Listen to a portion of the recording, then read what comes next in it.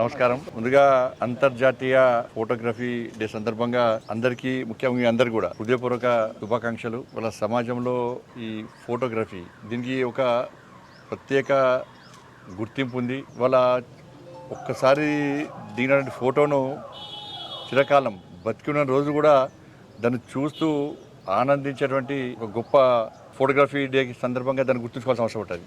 అంటే ఏ వ్యక్తి కానీ మామూలుగా చెప్తూ ఉంటాం మనం 1000 పదాలతో లేకుంటే 1,00,000 పదాలతో చెప్పలేనిది ఒక ఫోటోగ్రఫీ ద్వారా చెప్పేటువంటి అవకాశం ఉంటుంది, చూపెట్టే అవకాశం ఉంటుంది.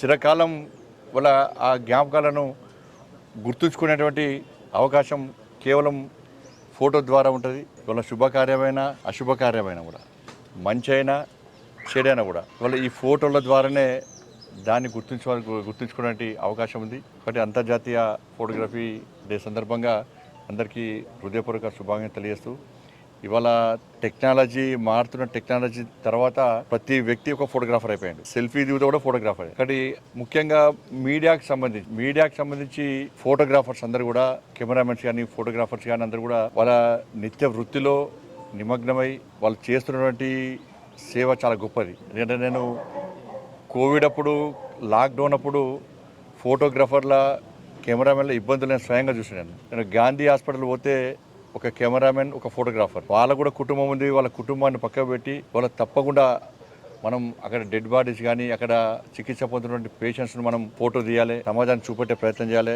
సమాజానికి జాగ్రత్తలు చెప్పాలి. నేను నా పేపర్లో, నా ఛానల్లో పనిచేస్తున్నటువంటి డ్యూటీ చేస్తున్నా కాబట్టి ఆ డ్యూటీకి సార్థకత నేను చేయాలని చెప్పి ఆలోచనతో ఆ రోజు వాళ్ళు చేస్తున్నటువంటి అన్ని ఇబ్బందులు పడ్డప్పుడు కూడా, ఎందుకంటే ప్రజలందరూ లాక్డౌన్ సందర్భంగా అందరూ ఇంట్లో ఉన్నారు, కుటుంబాలతో ఉన్నారు. కానీ జర్నలిస్ట్ కానీ, ముఖ్యంగా ఫోటోగ్రాఫర్లు కానీ, కెమెరామెన్లు కానీ పోస్ట్ మార్టం రూమ్ లో కూడా పోయి ఇవాళ ఫోటోలు తీసినటువంటి సందర్భాలు ఉన్నాయి. అనేక మంది ఫోటోగ్రాఫర్లు కూడా, కెమెరామెన్లు ఆ రోజు ప్రాణాలు అర్పించడం జరిగింది. అంటే ఇటువంటి పరిస్థితుల్లో కనీసం వాళ్ళకు హెల్త్ కార్డులు పనిచేయి, ఉద్యోగ భద్రత లేదు, వాళ్ళ అనేక యాజమాన్యాలను, ఫోటోగ్రాఫర్లను చులకన గురిసే పరిస్థితి ఉంది. ఇటువంటి పరిస్థితుల్లో పాలకులు వాళ్ళ సమస్యలు తెలుసుకోవాల్సిన అవసరం ఉంది. వాళ్ళ గుడిసెల బతికే పరిస్థితి, వాళ్ళ కుటుంబాన్ని పోషించుకోలేని పరిస్థితి, పిల్లల ఫీజులు కట్టలేని పరిస్థితి, ఏమైనా ఆరోగ్యకర ఇబ్బందులు వస్తే హాస్పిటల్ కూడా చికిత్స చేసుకోలేని పరిస్థితి, ఇటువంటి ఒక దుర్భరమైన జీవితాలు ఇవాళ ఫోటోగ్రాఫర్స్ ఇవాళ గడుపుతా ఉన్నారు. కాబట్టి ఇటువంటి పరిస్థితుల్లో పాలకులు కనీసం ఈ రోజన్నా స్పందించి, అంటే ఇవాళ స్పందించి మర్చిపోకుండా కాకుండా ఈ రోజన్నా స్పందించి వాళ్ళకు ఫోటోగ్రఫీ డే సందర్భంగా ఒక కానుకగా వాళ్ళ సమస్యలు పరిష్కరించేటువంటి ఒక మంచి ఆలోచనతో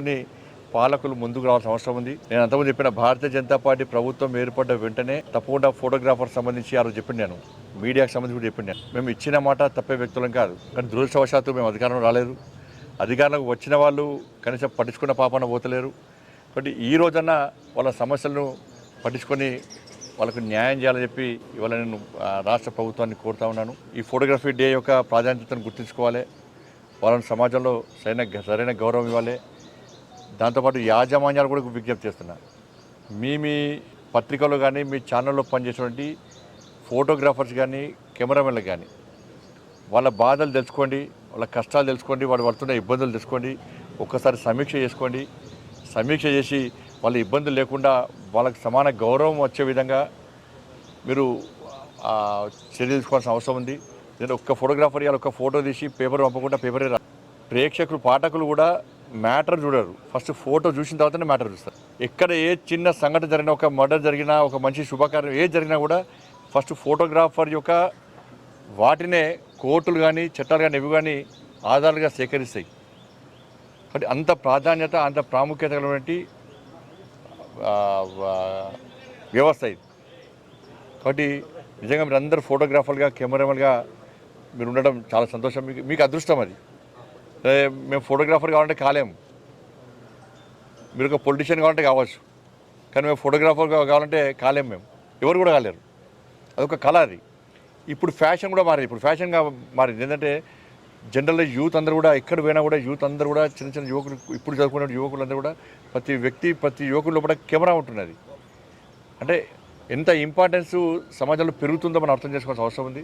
కాబట్టి మీరందరూ ఫోటోగ్రాఫర్స్ కానీ, కెమెరామెన్స్ అందరూ కూడా మీరు మీ కుటుంబాలు సుఖ సంతోషాలతో ఉండాలని చెప్పి, మీ కష్టాలను తొలగిపోవాలని చెప్పి, ఆరోగ్యాలతో ఉండాలని చెప్పి మనస్ఫూర్తిగా మీ అందరికీ అమ్మవారిని తలుచుకుంటూ, మీ అందరూ కూడా ఫోటోగ్రఫీ డే సందర్భంగా శుభాకాంక్షలు.